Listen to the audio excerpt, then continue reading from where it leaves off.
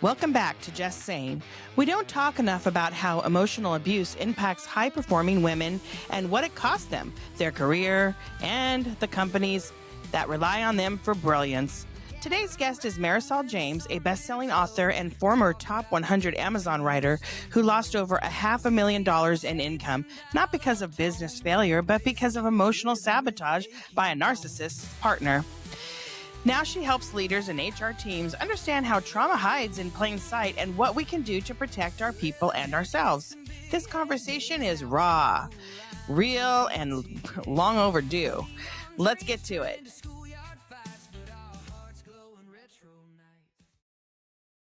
Hey, friends. Welcome back. Thank you for joining us today. I'm here with Marisol James. She's a best-selling Amazon author. Well, best-selling author and a top 100 Amazon writer. Wow, I wish I could be in your shoes. She's among other things, and we're going to get into it. Welcome to the show, Marisol. Thank you for coming. Thank you. Thank you. It's good to be here. Yes. Okay. So yeah, you're like, I always say this, but you're like a Swiss Army knife. You have got all these little jack of trade things going on. Okay, let's just call them out. So you are an author, romance novels, right? Which by the way, that is like tugging at my heartstrings because I am in like my second draft of a romance novel, my first one. Ooh, okay. So my first time ever doing that. I think when I talked to you last, it was a while ago, but I was on chapter 4 or 5 or something, but I'm already in my second draft. Although I think because I have 28 chapters, but I think I'm going to actually rewrite or add another chapter or two because I'm feeling like the ending. I kind of wanted it at a cliffhanger because I wanted to bleed into the next book. But then I was like, I don't know if it's strong enough of an ending. So I'm going to revisit that, but I'm going to do that once I get through my second draft and then kind of see where you know how when you reread things, you're like, wait, why did I say that? Yeah, no, for sure. Anyways, I'm sorry. I didn't mean to make it about me. Okay. So, so then you also go in to, corporations and let's talk about, well, first of all, rewind because I want to talk a little bit about your journey to becoming a writer first and then how things progressed. If you wouldn't mind taking us on your little story, I think that'd be great.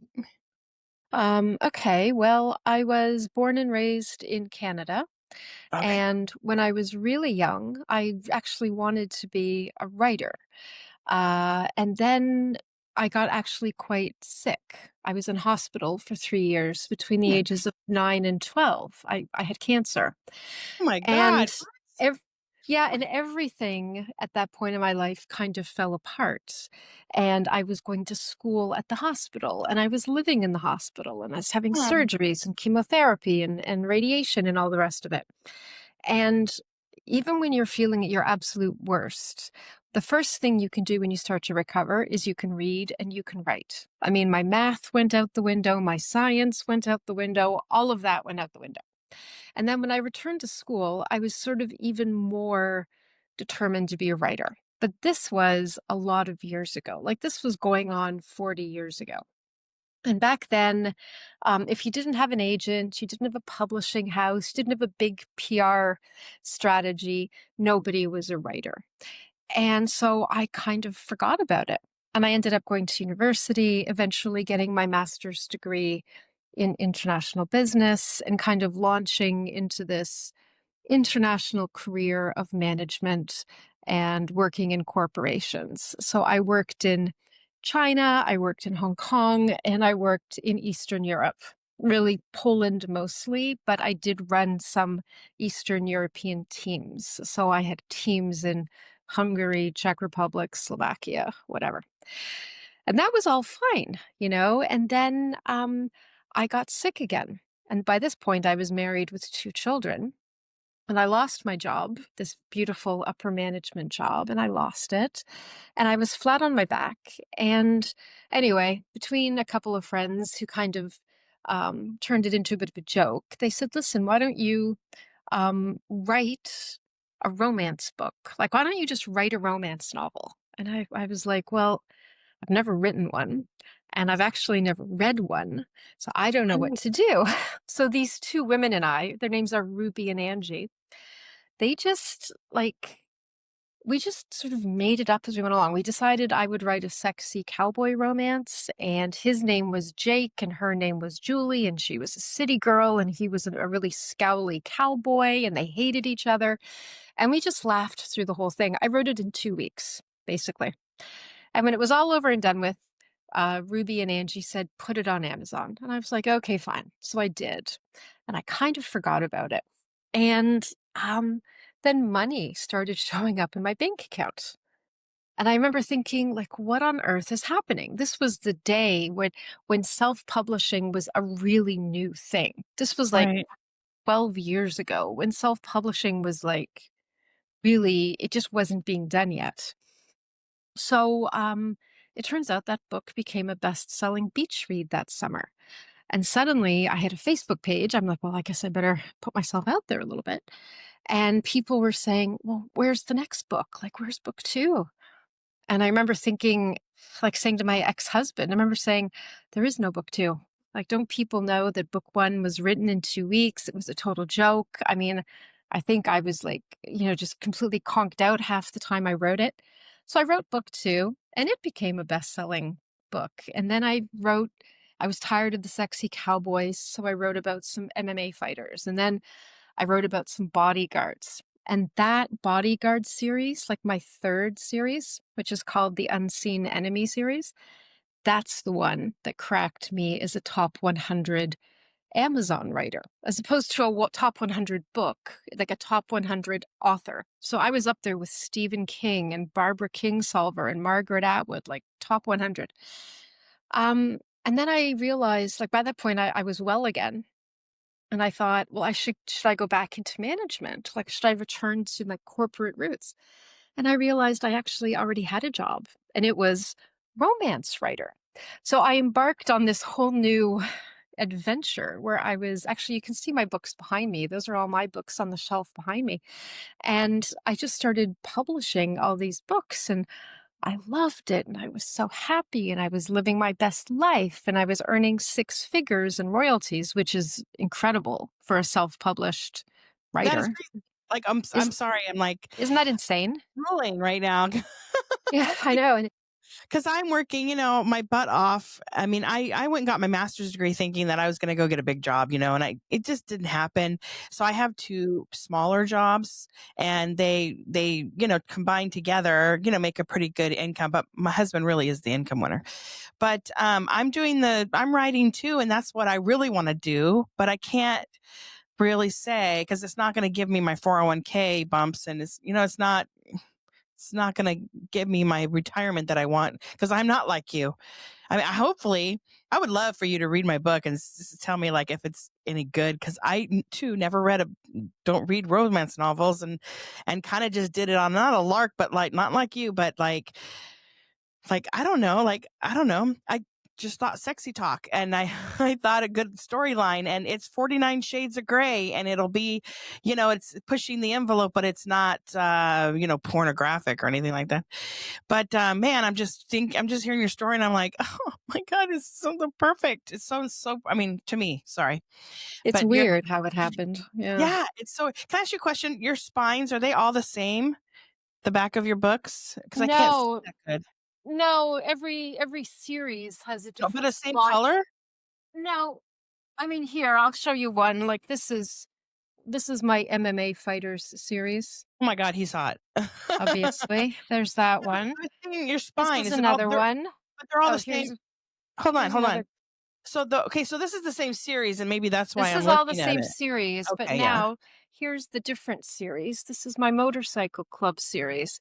So you can see the Yeah, covers but are actually not the see what I'm same. saying though? The spines, the ones where you're looking at, like if they're on the bookshelf, the fronts, the spine. Yes, they're all black or all the same sort of color. That's actually Um, it that's actually depends. No, it depends on the photo on the cover. okay. Because like my Open Skies series has a lot more colorful covers, Okay. but there But seems from to be here, quite a I lot have of black. I have the crappiest eyesight for sure. Like, but for me, from one other way I'm looking at it, I'm like, oh, that kind of to me it was cool though. I mean, the Yeah. way they are all put together, and I love real photos. I'm not really fond of the whole AI or the drawing. portrait. I No, like port, no, no, no. They're right. photos. Yeah. Yeah, photos for Yeah, sure. for sure. Like, Yeah. I'm studying every little thing you tell me, but, I will be happy to read your book if you wanna send it to me. well, once I'm through with like the second draft or something, maybe I could, because I think it's like I mean, and to finish the ending, I would love to send it to you just to get an idea if it's any good. I don't know. I mean, I don't think Yeah. I'm totally going to publish it myself, obviously, because I think that's the smartest way to go nowadays. And even though it seems saturated in the market is like full of it, but I'm thinking once people grab onto it, I think it's a good story. But that's just me.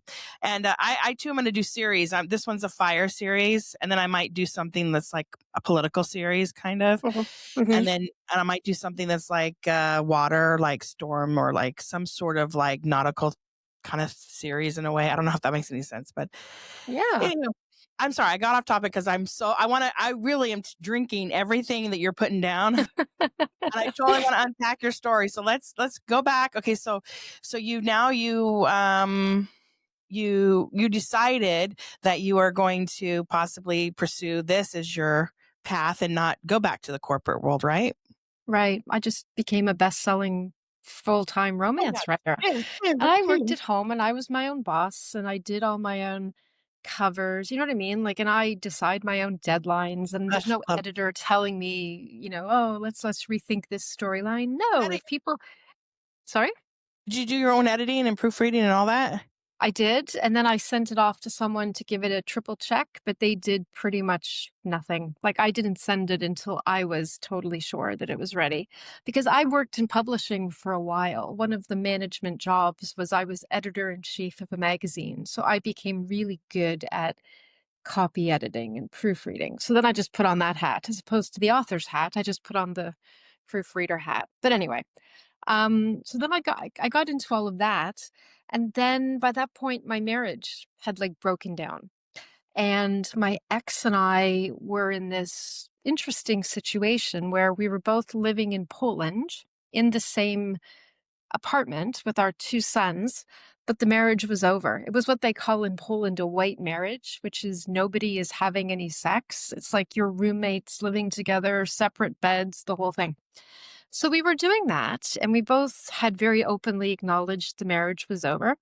And he already had a new girlfriend in Poland. He's actually still with her. So that's like, no, no, and it was fine. Like, and I was at that time, my first series, the one that I talked about, the Unseen Enemy series, the top 100 on Amazon one, was being recorded to audiobook in London, England. So I was flying from Warsaw over to London to oversee the recording. I didn't actually do it. We had a voice actress, but I was there.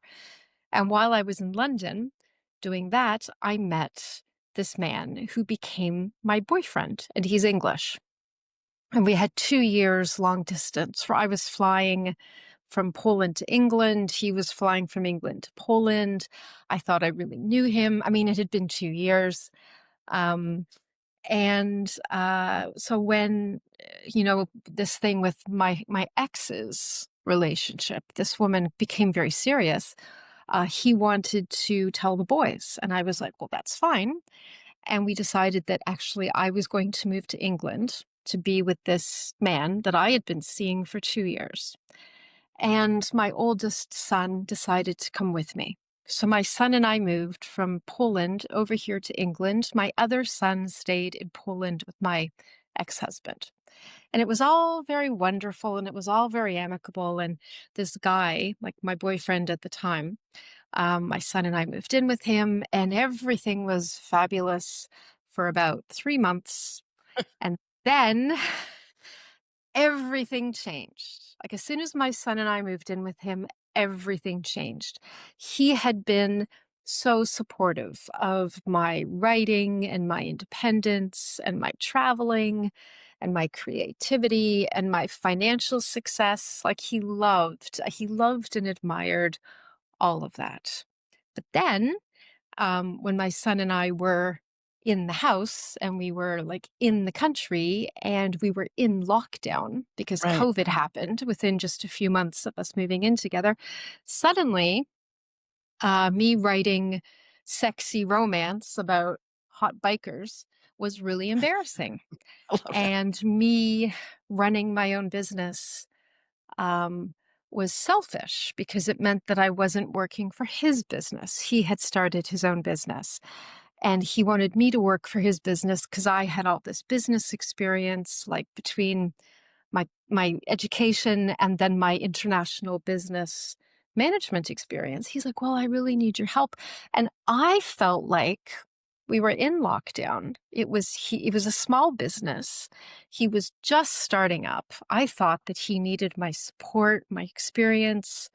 So I was like, "Okay, I will help you." Like, why wouldn't I help him, right? Right.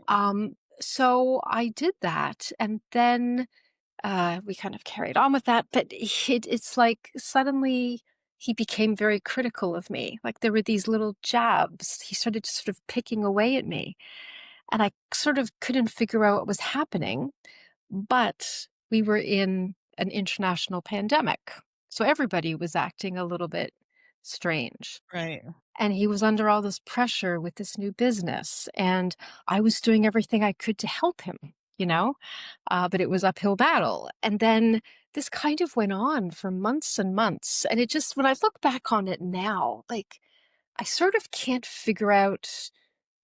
It was like, the only way I can describe it was boundary pushing. Like there would be something that he and I had agreed, or something that I thought was how we treated each other over that 2-year long distance period. And suddenly it didn't go that way anymore. And when I said to him, "Hey, listen, I'm not crazy about this. This isn't how we've interacted and communicated before now." He really, uh, he started showing like flashes of real anger, like real anger.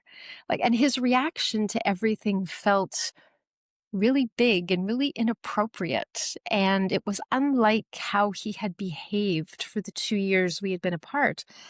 And I suddenly felt like, there was very little communication between us. And Red so when flags, the right? So what? you had a lot of red flags coming up. Yeah, but we were And in I the think that middle, one of the of a pandemic.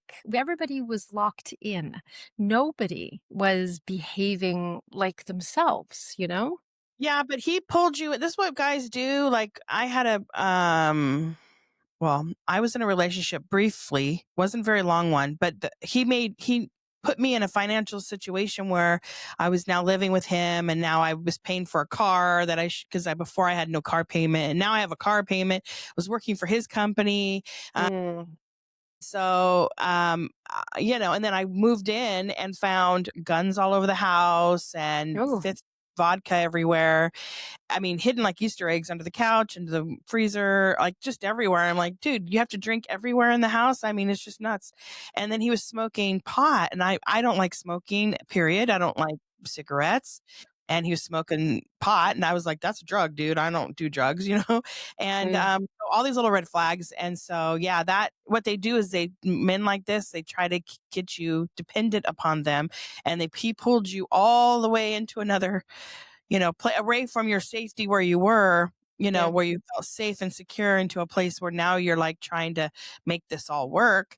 And like you said, COVID though is, you're kind of going, well, maybe it's just the time that we're in, and you're second guessing whether those red flags are really red flags or not. And Mm. you're kind of at that precipice point where you're not real sure exactly how it's gonna. I can see where I can see where you might be able to make excuses for him, like, oh, well, he's just on edge because, like, my husband works in the hospital, and first 3 months he was sleeping on the couch of COVID because he was afraid to expose me, and I Mhm. took it badly. I'm like, he doesn't even want to be in bed with me, like, but it wasn't that. He was so worried and concerned, and there's just so much weight on people's shoulders at that time that, like, yeah, well, you can brush it off as maybe this or that, but keep going, because I love your story. I just like, sometimes I like to interject because I just, I'm like, I'm entranced with what you're telling me. So keep going, because this is a really good story. So keep going. Well, what you said is actually really accurate and fair. And what I realize now that I didn't realize at the time was that being locked in with an abusive person and a manipulator and a narcissist, being locked in for like a year with this person when you have literally just left. Like, I lived in Poland for 16 years. My friends were there. Right. My husband was there. My other Think son you was were there. secure and safe. Everything Yeah. I understood. Yeah. And then I moved here in December of 2019, and we were in lockdown in February of 2020. So my son didn't have anything established at school. It's not like I had a workplace to go to. I was writing for myself. So I was working at home. Then I was working for my ex's company. So the isolation that abusers perpetrate on the survivors of the abuse. Mine was put on warp speed because of COVID. Like, the isolation wasn't gradual, it was immediate because we were just shut in. We were utterly isolated. So I was isolated from my ex-husband, my younger son. I was isolated from my family and friends. I was isolated from the whole world I had known when I lived in Poland. Um, I was in this brand new place. It was barely 3 months. It's not like I had a support system here in England. The only person I had was my ex-boyfriend, and he was behaving like a lunatic, but he was like, oh, well, it's COVID and it's my new business. And oh, we're going to get bankrupt. How are we going to pay the bills? And I was like, well, I am a successful romance writer, like, we're not going to die. We're going to be fine.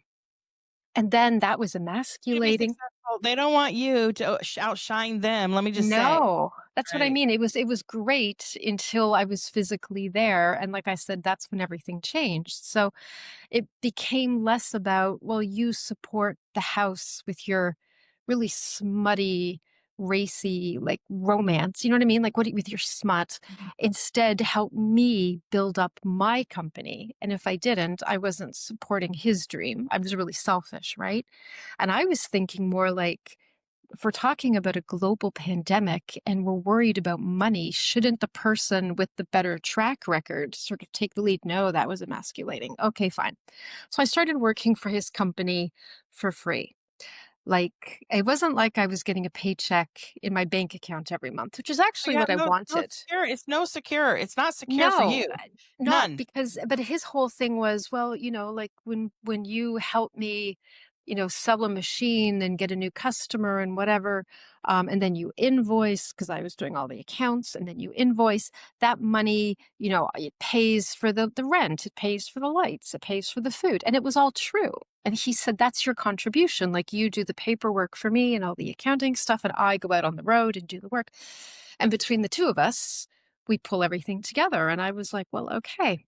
And I was kind of living off my savings as well, like contributing, draining my savings account, right? But it was a pandemic and nobody was getting rich. And, you're like, you sort of do what you have to do to get through a crisis, right? But then after about a year, because we were locked in here in the UK for about a year, and Yeah. it was really long. I think I mean, that parts of this, ours was quite long too. United but I States think was. parts of the States, I remember, opened up before we Yeah, did. I guess there were some people that pushed the envelope, and yeah, that it wasn't as, like, strict, Yeah. like you But said. Yeah, that we opened up, like, my son went back to school sort of in sort of November or something. And then everything was immediately shut down before Christmas. So then we were back in lockdown for another few months. So we were locked down for well over a year here. And by that point, um, I hadn't published a book in a year and a half. And my publishing schedule was like, I was writing a book every 6 weeks when I was really at my best. whoa, And wait, it how was many that books do you have? 32? Shut the front door. No, That's crazy 32? amount of books. That is so 32? crazy. I am just in awe. Your skills. Well, what's Sorry. interesting? What's sad though? I mean, if we're just going to talk about some numbers, I wrote 28 books in 6 years. So I was writing basically 4 point something books a year. So let's say four. I was writing 4 books a year, more or less, right? I wrote 26 books. No, I wrote 28 books. No, I wrote 26 books. I've got to get this right. I've written 32 in total. I wrote 26 in 6 years. And then I moved in with my now ex, and I lived with him for 4 years. In that 4 years, I wrote two books. Two. I used to write 4 books a year. Yeah. I wrote 2 books in 4 years. That means I did not write like 16 books, right? Like I didn't Right. write them. So this is where the $500,000 in lost royalties comes from, because I didn't write those books. And because I wasn't publishing for that 4 year period, I was working for him. Um, my other books fell off because what kept people buying my books was I kept attracting new readers. And my newest book would hit the best-selling list, and a new reader would be like, oh, I've never heard of her. Oh God, she's got 26 other books. I'm going to buy them all, you know? Right. And this is how it happened. So I wrote 2 books over that 4 year period. And I'm going to tell you what, Jessica, you're not going to believe what it cost me to write those 2 books. Like the emotional blackmail and the guilt and the sabotage that I experienced, because we came out of the lockdown. Between the two of us, his company was doing really well. Like we survived. We did okay. Because you helped him. Well, Hello. exactly. No, totally. Like, I'm not even blowing. I mean, he worked his ass off. Don't get me Right. wrong. But I took care of a whole bunch of stuff that he would have had to pay an office manager, a marketing person, an accountant to do. I did all of that unpaid, right? So between the two of us, we got his company up and running and in really good shape. And then when it was over and my son was back at school and lockdown was lifted and the world had kind of returned to normalcy, as normal as it can be, I said to him, well, now that the company's on good financial steady, and now we can afford an accountant, and now we can afford a second tech, and now we can afford a salesperson, right? Can I get back to my writing? Holy crap.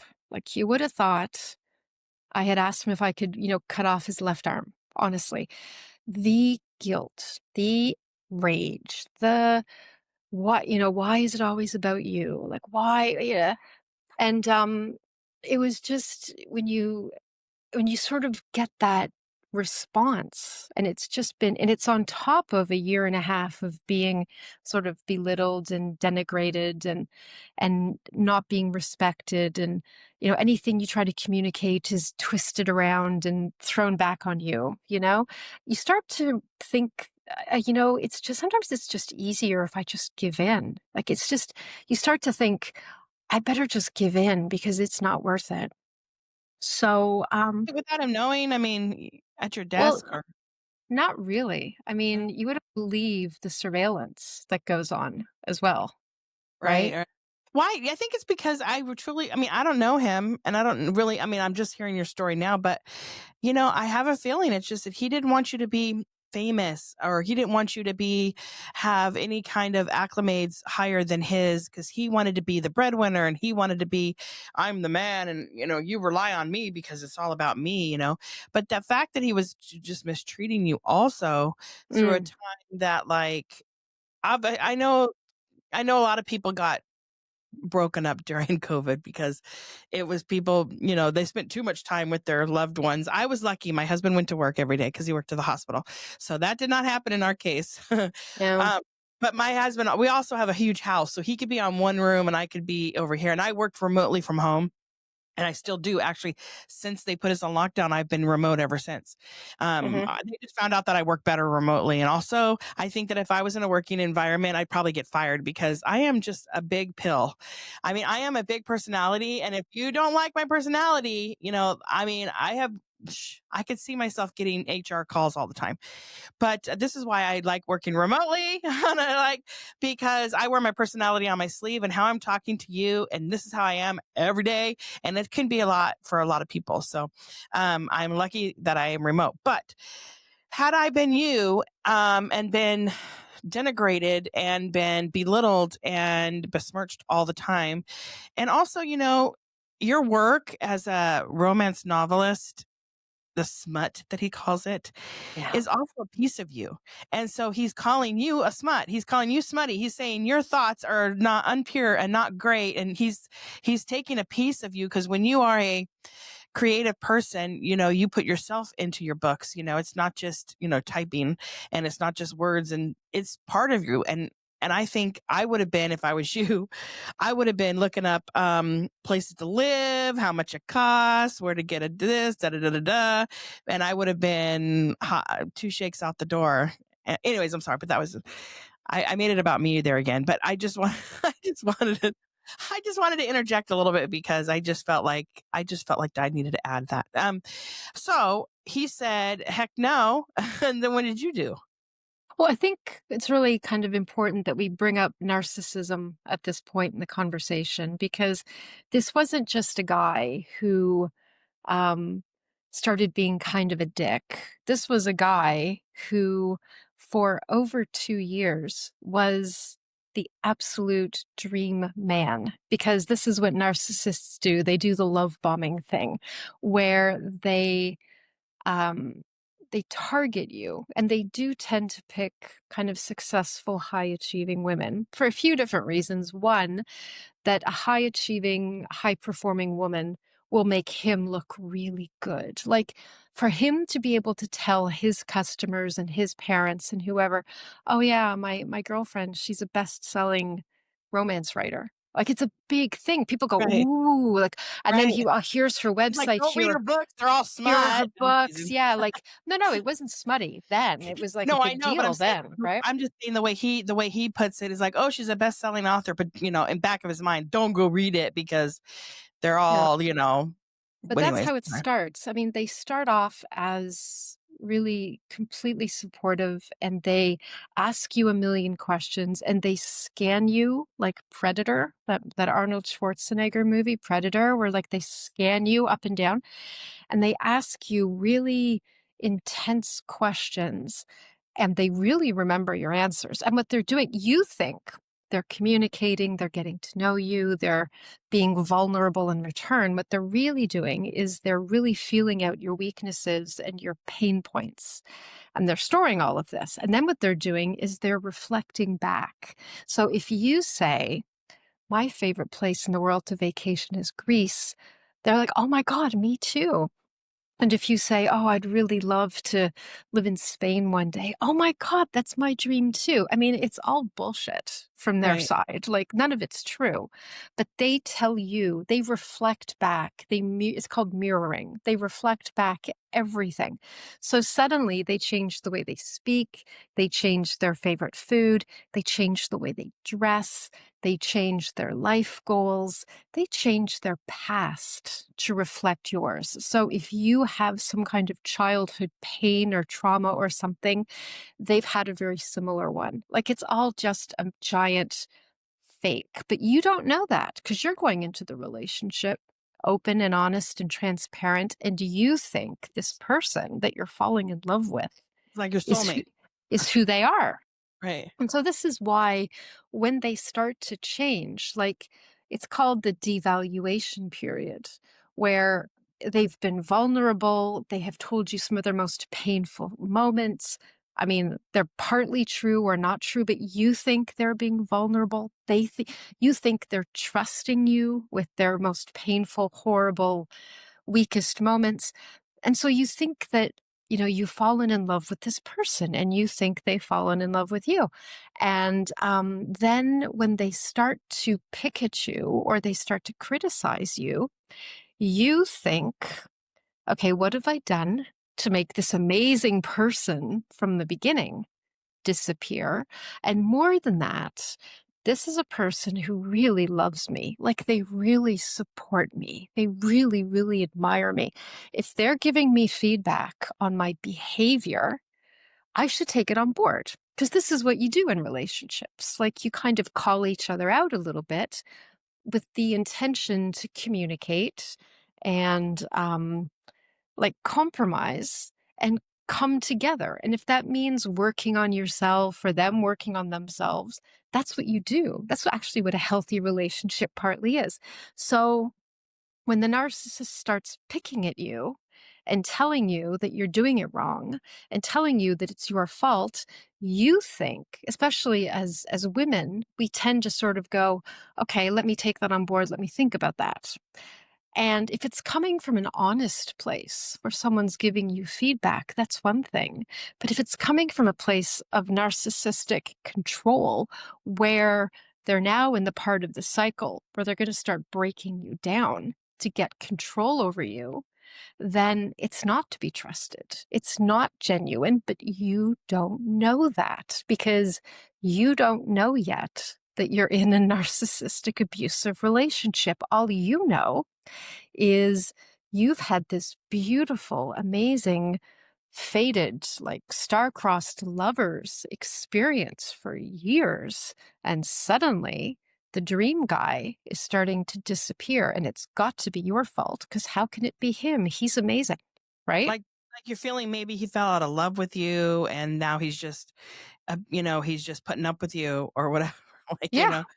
yeah. Yeah. And part of the thing is like I was saying, like, narcissists pick like successful, high achieving women. One, because we make them look good. But secondly, there is a real thrill that narcissists get where they break down successful women or they exert control over powerful women because narcissists don't have any core of who they actually are. This is why they're different people depending the girl they're with, right?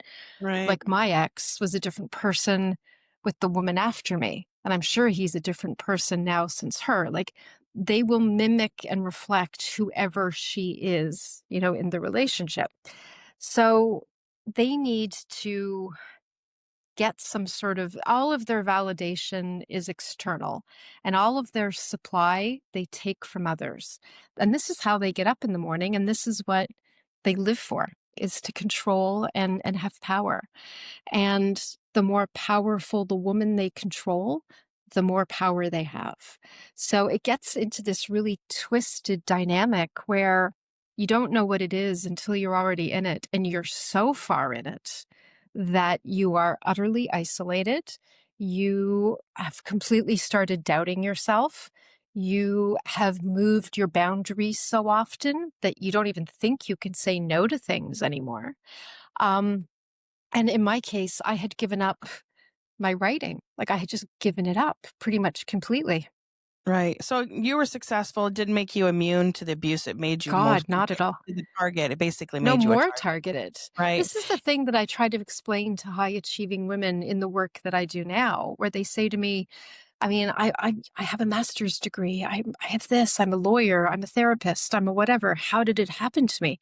Like why was I chosen? And I'm Because of like, all those things. because of all those things, Yeah. because you made him look so good, and because taking it all away from you gave him power. And that is what they really want.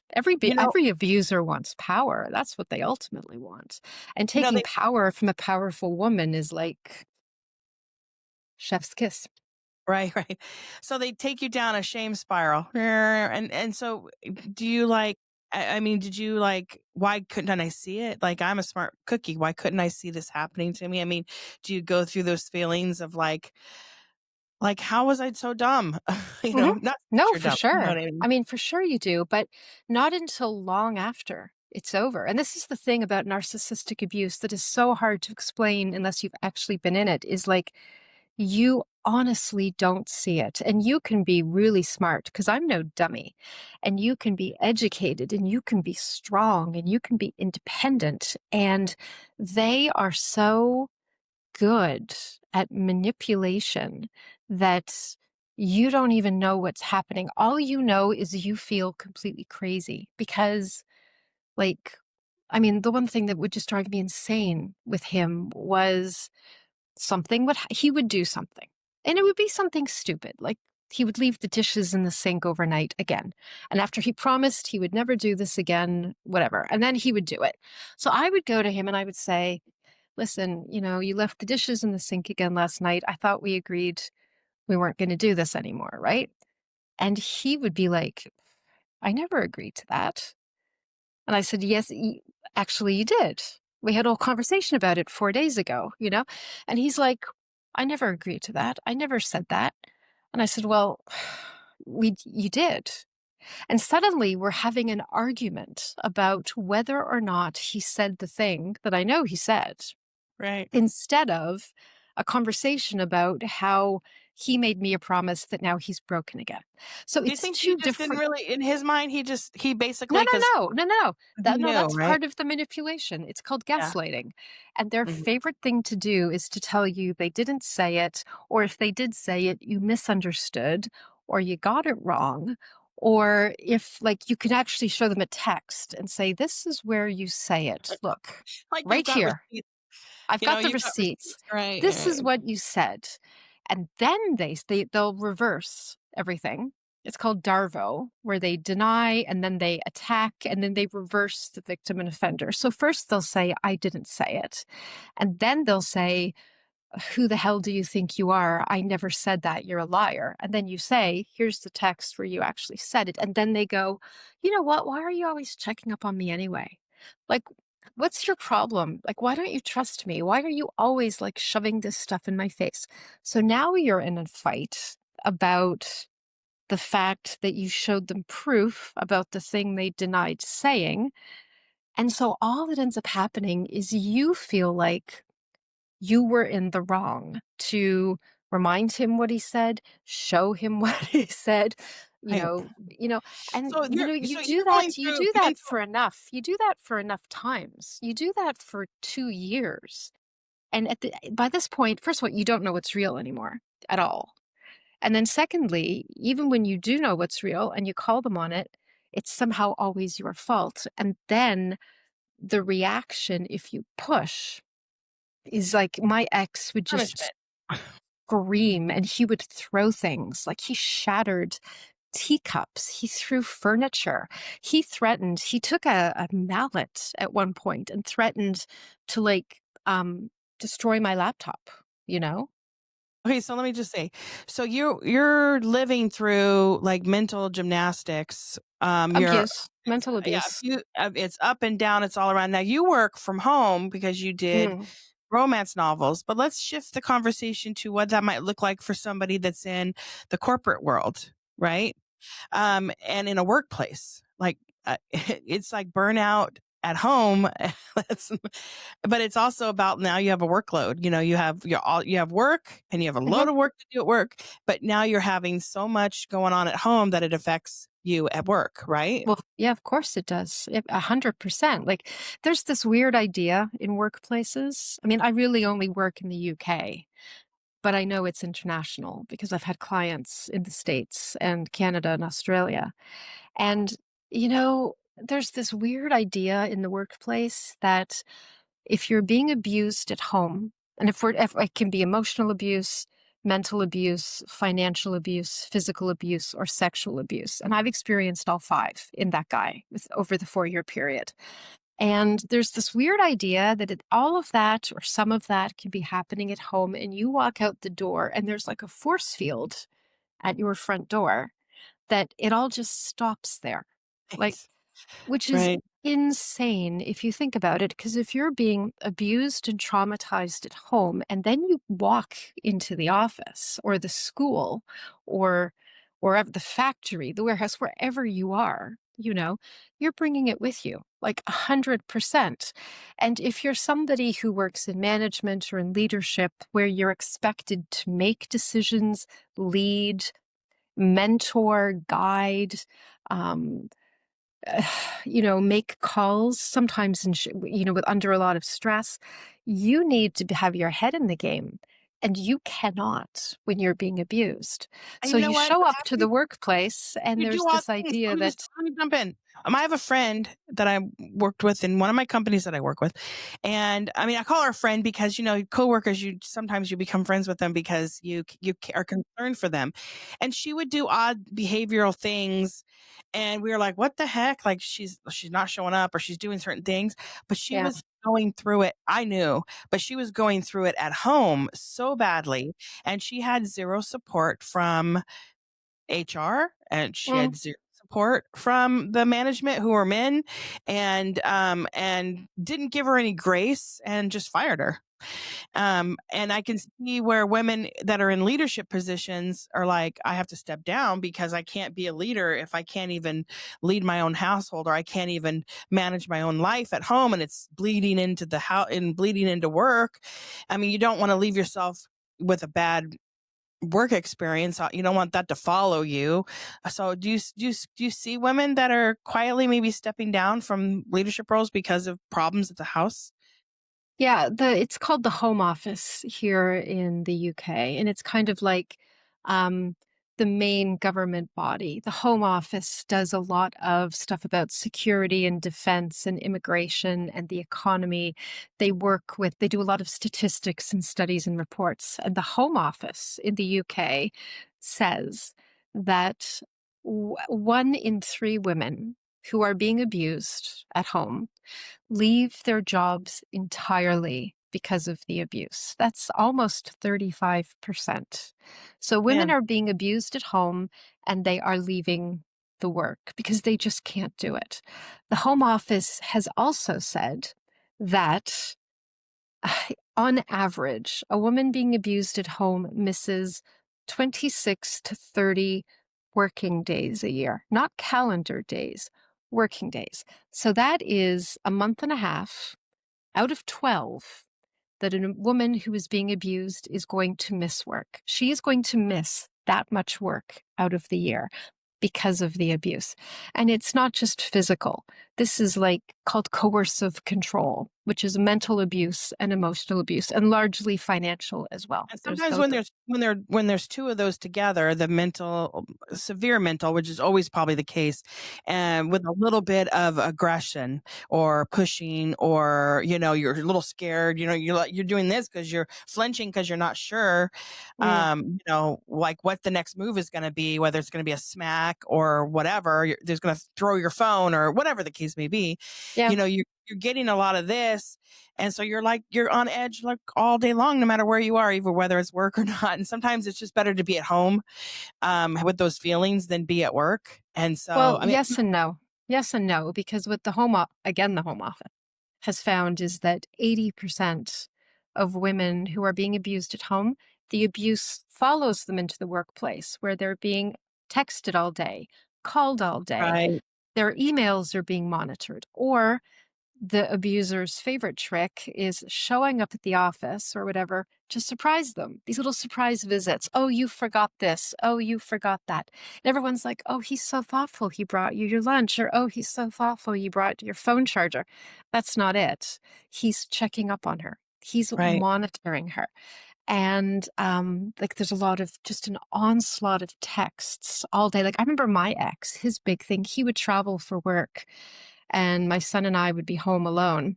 And it was like an onslaught of texts from him. And in the evenings, he would call me and keep me on the phone for 2 hours. And all I wanted was to go to bed early or watch Netflix, like uninterrupted, knowing that I could just, there's nobody who's going to walk through the door and start yelling. His other favorite thing to do was sleep deprivation. This is big. If we're talking about a mental and emotional abuse, sleep deprivation where they will start an argument right before bedtime. And then they'll go to bed and sleep like a baby. And you are so keyed up and so right, confused. You don't even know what the argument was about most of the time. You're lying there going, what just happened? So upset. And if you're exhausted, if you're sleep deprived, I mean, there's a reason why sleep deprivation is a form of torture. It's because it makes you malleable, it makes you agreeable. You can't fight back when you're exhausted. So this is actually a form of physical abuse that doesn't get discussed nearly enough, is sleep deprivation, which my ex loved doing to me. He loved depriving me of sleep. He would get up in the morning, he would keep me up sort of half the night with an argument. Then he would go to bed.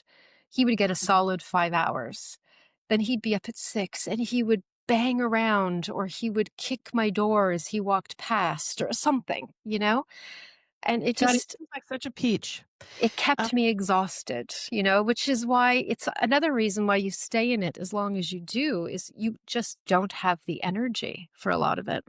so people like companies will start seeing, resignations, and they don't understand why they're losing their women, and they want to have women in the workforce because we balance everything and we're really good. Um, Yeah. women are pretty smart. Let me just say.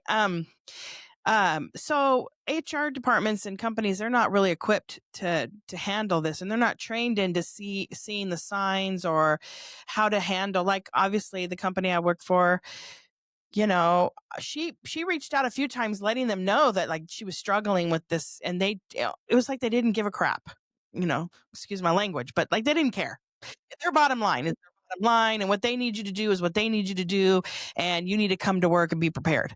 But it's like they don't see what, like you said, it bleeds into the work.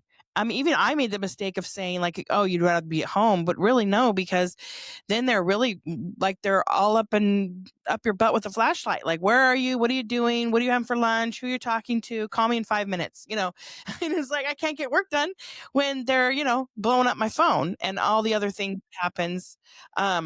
So they're not trained in this. And so is this something that you help with? I mean, you work with companies, right? In HR departments? I work with women one on one who are recovering, especially from narcissistic abuse. I work with a lot of high achieving women who, like me, ended up in this relationship that we thought was the dream man, ended up being a total nightmare. And this Right. whole idea that why did it happen to me and how was I so stupid and why didn't I see it coming? So we talk about all of that. But also, I work with companies here in the UK because less than 5% of UK companies have a domestic abuse policy, which means more than 95% of UK companies are not even having this conversation. And seeing as 1 in 2 women will experience abuse at some point in her life, which is And it's not half just of the us. husband. It could be an older son. It's half of us, yeah, who Yeah, will it could be an older experience son some that kind is of abuse. Yeah. holding, because moms out there that have sons that are aggressive, Hmm. you're holding on to the fact that they're your child, and you can't, you can't kick them out of the house, and they have no friends or whatever the case may be. But if you have an aggressive child, it is like, it is a form of abuse. It's just a difference. It's just different, and No, it's a it's whole still nother. domestic abuse, though. You're being Yeah, abused in the place where you're supposed to be safest, which is all domestic abuse is. It's abuse that takes place within the place where you're supposed to be safe, you're which walking on is, eggshells regardless of where you well, are. it's a whole layer of betrayal. Like if you go out somewhere and you're attacked by a stranger on the street, there's this sense of wrong place, wrong time. Do you know what I mean? Like it's horrible, but you're thinking it wasn't personal. They don't know me. But when you walk through the doors of what's supposed to be your safe place, and that is where you're being abused and hurt and, terrorized and mentally tortured and sleep deprived and told you're an idiot. You know what I mean? Like, it's just this whole other level of no place is safe for you. Like, it's not safe out there and it's not safe in here. So you have no safe place. So you are on constant high alert. You are hyper vigilant 24/7.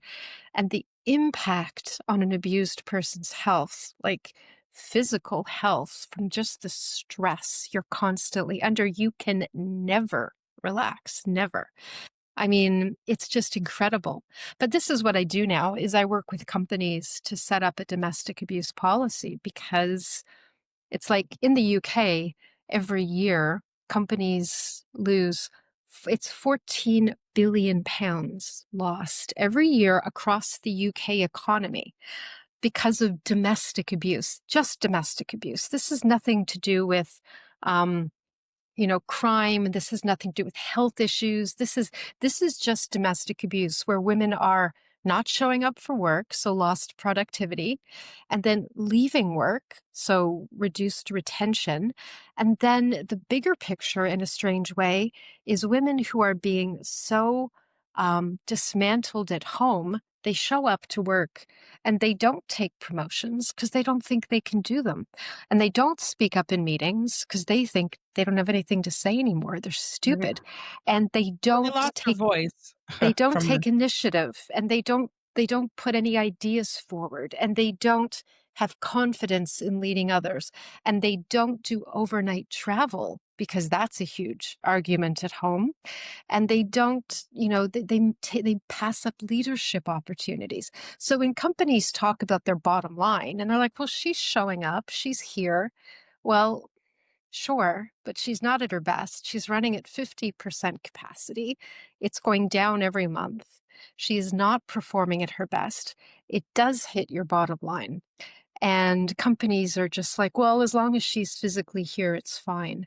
And it is not fine. And this is yeah, what I work spend a lot product, of time workflow. talking about. It's not fine because you want them to work at high maximum capacity. That is the reason why you hire them. They are Mhm. a cog in the whole situation, and if they are not oiled correctly, they are going to sputter, and things will start to break down. And I mean, Yeah. let's just look at it like this too: women that have to leave the workforce, they're doing it because they're not great employees. And so they end up getting fired or they leave before they get fired. And Mhm. then where are they then? They are, they don't qualify. A lot of them won't qualify for subsidies. Or if they do, then now they're sucking on the boob of everybody else. So I'm Or just saying, worse, they're at home and they're or back, they're with they're their abuser. well, they're just like what I told you in the beginning, how my relationship, he was trying to get me connected to him financially so that Mm, I could not leave him. And so exactly. that's what they do is they want you to be so connected to them financially that you cannot go anywhere and you're stuck in that abusive relationship. So I think helping people within the corporation and within, where they workplace is allowing you to save them in so many more ways than one. You know what I mean? Like it really profoundly, if you look at the whole picture, it is you are putting out a hand and you are helping somebody in need and more than you know. And Mhm. had my company really gave her just a little grace and held her up instead of pushing her down, she would have bounced back because she's a very smart lady and she would have bounced back and been an asset to the company and not why they fired her. It just kind of pisses me off in a way. Why I think Well, it about it. should do. It should do because it's like she's been victimized twice. First, by whoever was abusing her in the home situation, and then the place where she was showing up for them. She was showing up every day, and I know what she was going through to get there every day. Like, I know how exhausted she was, how demoralized she was, how afraid she was. And she kept showing up every day at that place of business, putting on her game face to do Right. her best for them. And they couldn't support her when she needed it most. Instead, they just let her go. Like she just disappeared. And it's that kind of thinking where, well, it's personal. It's a private issue. And it's that exactly that thinking that has kept women trapped in abusive relationships forever. And I think it's time that everybody, honestly, starts recognizing that if you're being abused, whether by your best friend or your boss or your son or your spouse, it doesn't stay wherever the abuse is. The abuse travels with you wherever you go. So it's possible for you to have a narcissistic boss who plays mind games with you and denigrates your work and says amazing things to you. There'll be a conference and they'll get up and say amazing things to you in front of the room. Then they'll take you to their office and shut the door and tear strips off you. You know what I mean? So you're confused. You don't know what's really happening. And then you have to go home. And you've spent the whole day being told how stupid you are and how useless you are and how valueless you are. And then you go home and you're supposed to take care of your husband and your children. Like you're supposed to be in a good place mentally and emotionally. No, not you can't. And it goes both ways, you know? So, okay, I get it. How without giving out your special sauce, because I don't want you Mm. to give away the nuts and berries. But how to build a culture? How does a company culture change to make women feel safe? Like make them feel seen and supported. Like, what is something that a company can start thinking about now, before maybe possibly even trying to enlist in your services to like start making a change for the better for their employees? It could mean men too, because men are abused. It Mm, does happen. I have for a sure. actually I have a friend. He's gay, but his partner is super narcissistic and very aggressive in that he breaks him down. Now my friend Yeah. is like a hell of a person, and Yeah. he is just it is like I can totally see it, but there and it's spilled into the workplace too. It's just crazy how that it happens to men too. I'm just saying. Just saying. But how can a company now start to make women feel safe and seen and supported? It's interesting you bring up men. I will get to your second question, but the statistic here in the UK is that it's estimated that 2.2 million women are abused every year here in the UK, and about 600,000 men. And of those 600,000 men, the majority are actually abused by other men. But men are being abused by women. It's a fraction, but it It does happens. exist. It Yeah. happens.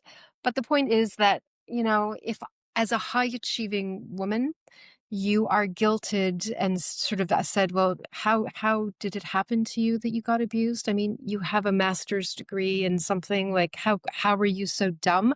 If you think it's bad what high achieving women hear, what men hear is 1,000 times worse. Like, how, you're bigger than she is. How were you abused? Like, just the guilt and the shame and the victim blaming is just, it drives me out of my mind. But back to what I do with HR and chief wellness officers and people officers.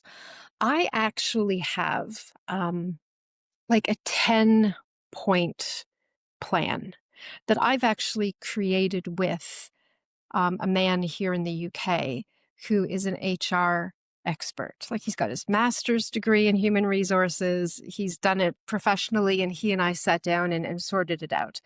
And it's just 10 things that a company can do. And the big one that I talk about a lot, like whenever I get asked to speak, like I was in London 2 weeks ago and I spoke at the National Woman in Leadership Conference, and I was talking about this and I was giving all these numbers.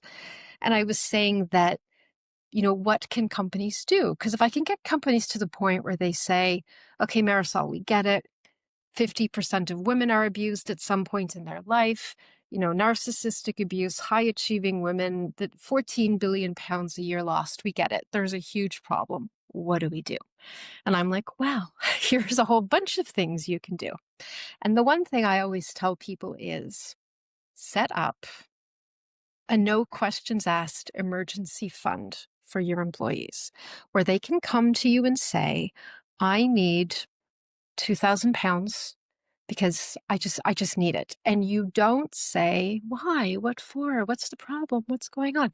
And this is really important, that women especially have access to money that will be immediately available to them. They don't have to jump through a whole bunch of hoops. And this is crucial because of financial control.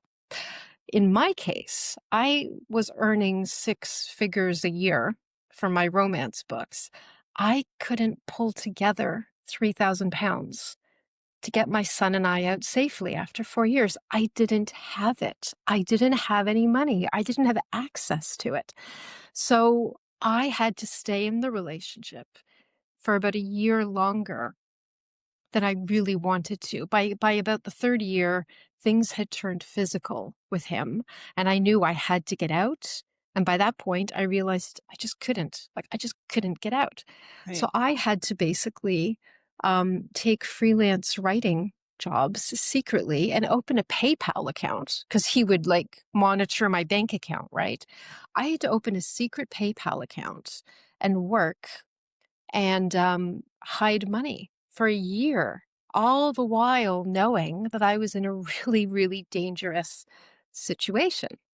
So having Well, having that account takes having away. the emergency fund, Right. it's an exit fund Yes, it where takes they away that can, concern. You're right. well, they don't have, it's the difference between being able to leave the situation now, today, or having to stay for another year in what is a dangerous situation that might kill you. My ex strangled me one night. You know, I could have died, but I had to stay. I had nowhere to go. I had no money. I had no friends. I had no support system. I had nothing. So this is the difference where, just, and, £2,000. You can get an Airbnb. You can get a hotel. You can get the kids out. You can go rent it. You can sign a lease. You can pay the deposit. You can pay the movers. You know what I mean? Like, And all that. Yeah, put your stuff in storage while you find a and you place. and there's no, you're not taking money in a Hmm. way that tips him off that you're taking large amounts of money, and he notices because he monitors the account, he controls the account, whatever. If your paycheck doesn't show up at the end of the month because you've diverted it elsewhere, he's like, "Well, where's your paycheck? What are you doing with your money? Where's it gone?" So if you can just get £2,000 in advance, or $500 or 2,000, whatever, you know what I mean, and just You're get right. it in advance, and then you can get the lawyer, you can get the place to live. You can buy your kids new clothes. You can, get food in the fridge. So you're talking about out of the box type of thinking Yeah. for these corporations to try to learn how to help their employees during a very trying time in their life, and in order to basically retain them as employees, because it costs a lot to try to acquisition employees, to try to get them, like you have to put a lot of money and wasted time to try to get Yeah. a new employee. So if you 200% of their salary is actually the number given. It costs 200% of her salary to replace her. It Yes. is, and when companies say it doesn't affect our bottom line, they are really lying to Yeah, themselves. it's cheaper to keep her is what they is It what my is. husband learned. It is. It is 100%. It is. Because it's Uh, not just the cost of replacing her. It's all of the experience and knowledge that she walks out the and door with, training that she and all. takes away. All the Right. relationships, everything she put into place. If she was in leadership, she had things done a certain way with her teams that now it's all broken and you're starting from zero. Okay, so let's just put a pin in it here, but I wanna ask one more question about Mm. abusive relationships. Do you have a message to women right now that you wanna put out there if they're right in the middle of something that like what we're describing? Um, whether it's at home or not, like, do you have any advice for them? Maybe any from experience, word of advice? I Yes. Yes. My grandmother on my mother's side had very advanced dementia when she died. And then my mother's two older sisters had it as well.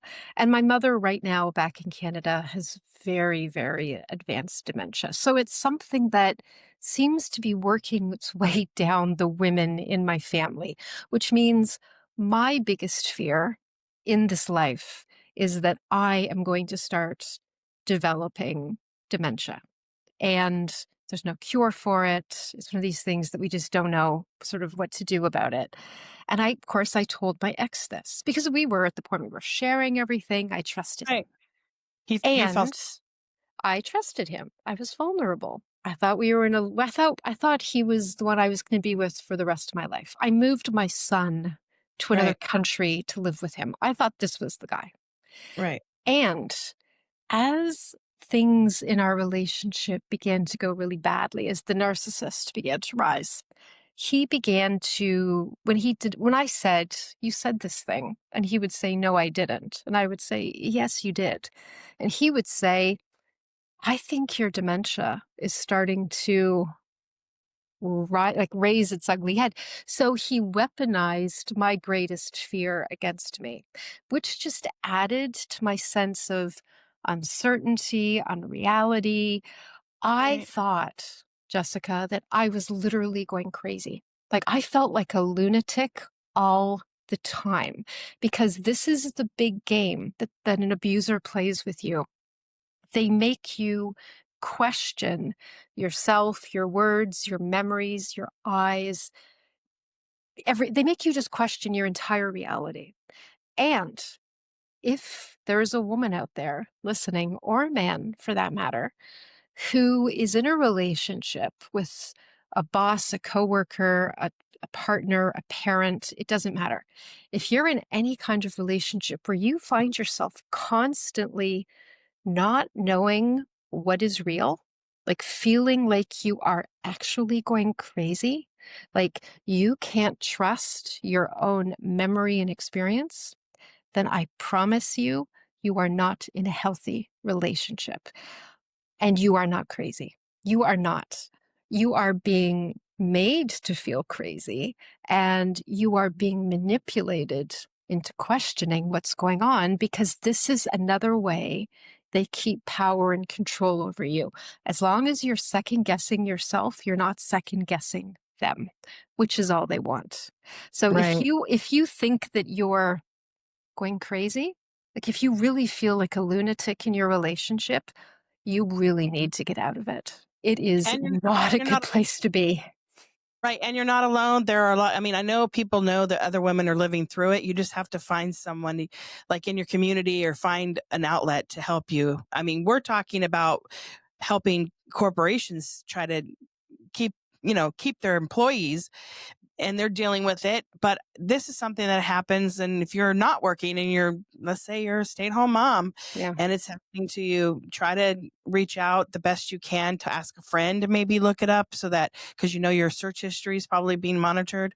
Have a friend help you look up resources to help you, and always tell somebody that you're close to, because you never know what could happen. And at least they'll know the real story, because you just don't want to keep it all in Well, the problem yourself. with that is, I mean, I can only really talk about myself, but I had no idea I was in an abusive relationship until he actually knocked me out, really damaged my shoulder and strangled me. Until that night, I didn't know. I mean, Like, I can you thought like, didn't you know this is what's going on right I now? didn't know that I was in an abusive relationship. It had to turn physical. But what's interesting is I left him 2 years ago. I picked up my son and we walked away. But, like my right shoulder is permanently damaged. And I still have neck problems and back problems from that one particular night. But the physical stuff was like this to recover from. It's the mental and emotional stuff that took me so long to move past. And it's the part that, when I'm feeling really tired, or I'm feeling just kind of exhausted, or unsure of myself, I hear his voice in my head telling me that I'm nothing, like, or telling me, like, who the hell do you think you are? That whole thing.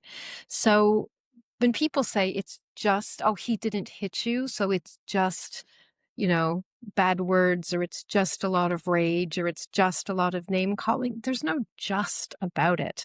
That is the part that goes so much deeper. I mean, if I Say could I have, if I could have been slapped around every day in total silence, I would have taken that over the years Right. of manipulation and twisting and gaslighting and making me think I was going crazy and hating myself, like, Right.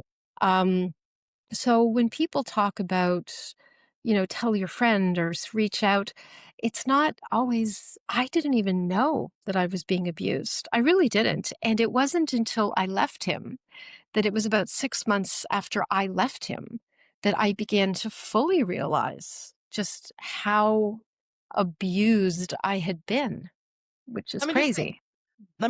so my husband and we've been together 28 years, and we fight like everybody fights. You know what I mean? We're best friends, but we also have, I mean, I could be much. I told you, I'm a lot to take. And so sometimes we bicker or whatever, but we don't cross a line.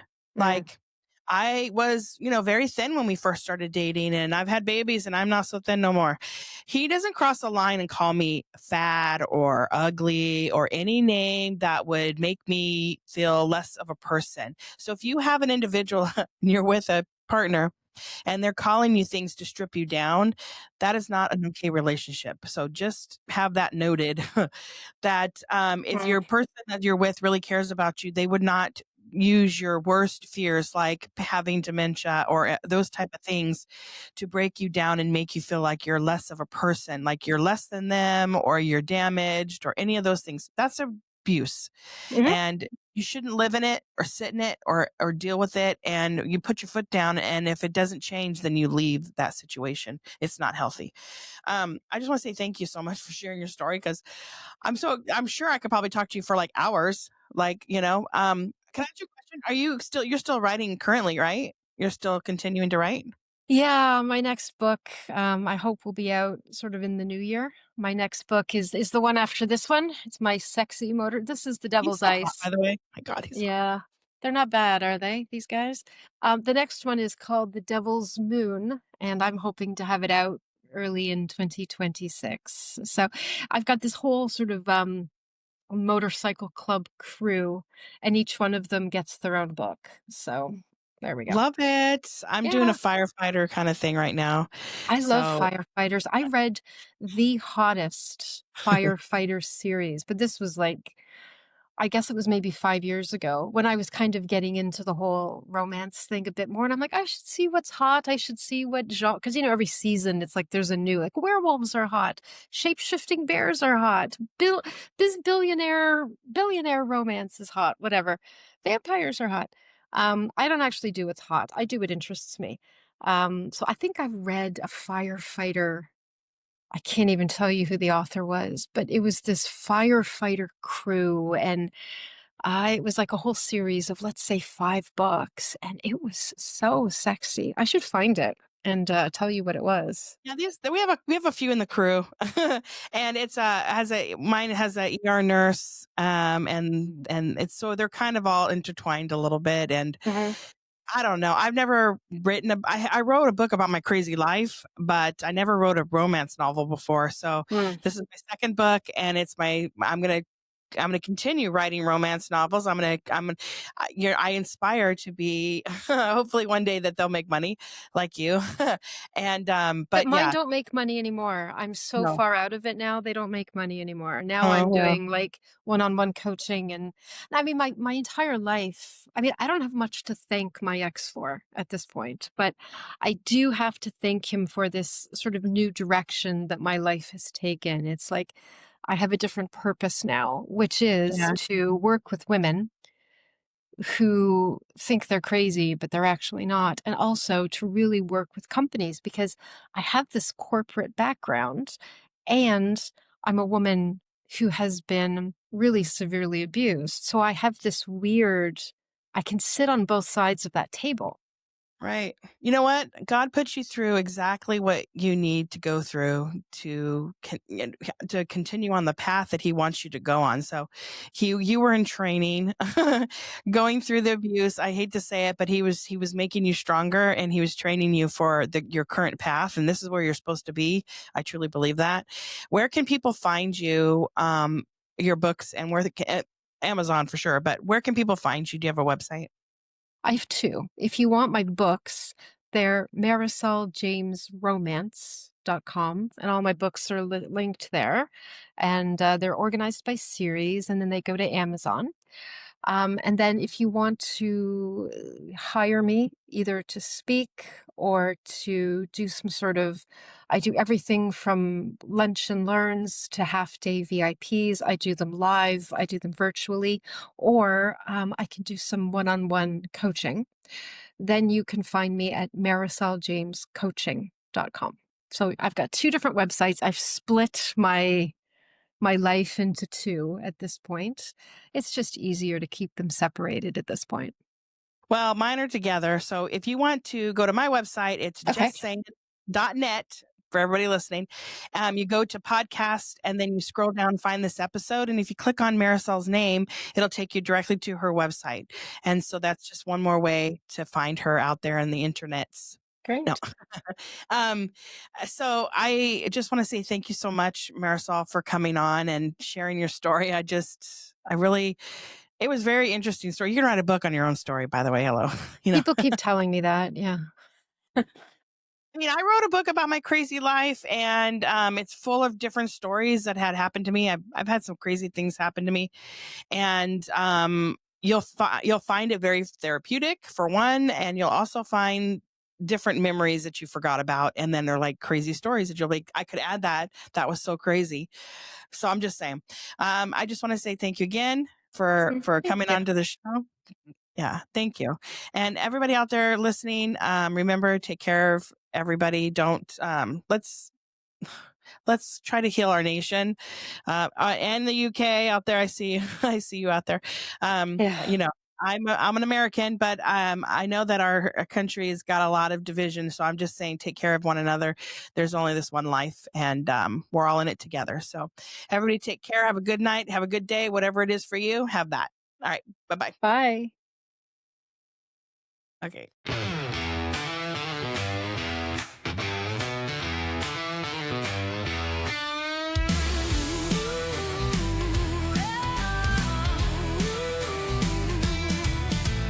Gather around when the sun dips low, talking about the days we used to know. VCR tapes and dial-up tones, raising kids living with achy bones.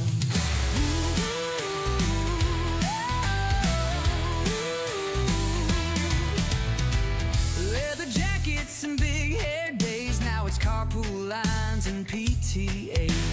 Neon dreams turn into schoolyard fights, but our hearts glow in retro nights. We are Gen X, living both worlds. From cassette set tapes to a digital world. Parenting now with a nod to the past. The retro love we know will last. We are Gen X, living both worlds. From cassette tapes to a digital world. Parenting now with a nod to the past. The retro love we know will last.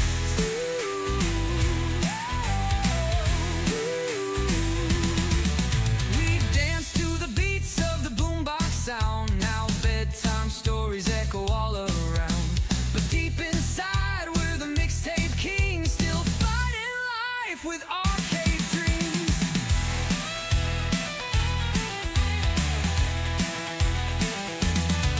Feeding families with a pizza slice, telling tales with a side of advice, laughing at the way it used to be.